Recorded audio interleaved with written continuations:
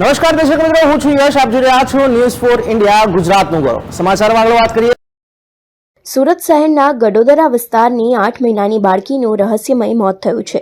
બીમાર બાળકીને ઇન્જેક્શન મૂકવામાં આવ્યા બાદ તેનું મોત થયું છે. બાળકીના થાપાનો ભાગ કાળો પડી ગયો હતો. ઇન્જેક્શનની આડઅસરના લીધે ગ્રેનિન થયું હોવાની આશંકા વ્યક્ત કરવામાં આવી રહી છે.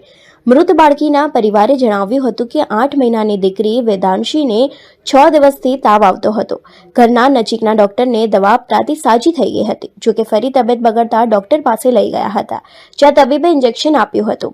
ત્યારબાદ વેદાંશીના થાપા પર કાળા ચાંદા પડી ગયા હતા, જેથી તેને નવે સિવિલ હોસ્પિટલ લઈ ગયા હતા, જ્યાં તબીબના દીકરીને મૃત જાહેર કરવામાં આવી હતી. માસૂમ દીકરીના મોતના સમાચાર સાંભળીને પરિવારમાં શોકનો માહોલ ફેલાયો છે.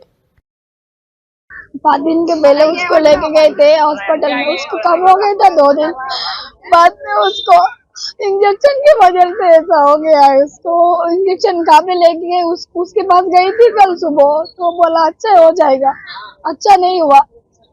टॉनिक दिया था, वो टॉनिक दिया तो भी वो सिर्फ 2 बार पिलाई थी, उसको अच्छा भी नहीं हुआ। फिर आज सुबह लेके गई थी, बोला अच्छा हो जाएगा, फिर मुझे कल सुबह लेके आना। मैं उसको कैसे लेके जाऊँ, इसे लेके जाऊँ उसके पास में एकता नगर, और उसका नाम सीनो डॉक्टर है।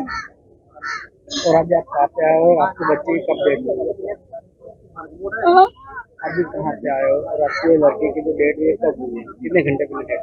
हम सिविल में आए, हम लड़की 1 घंटे के पहले आपको आपका क्या कहना है कि इंजेक्शन की वजह से इंजेक्शन वजह से, उससे पहले वो खेलती थी, चलती थी,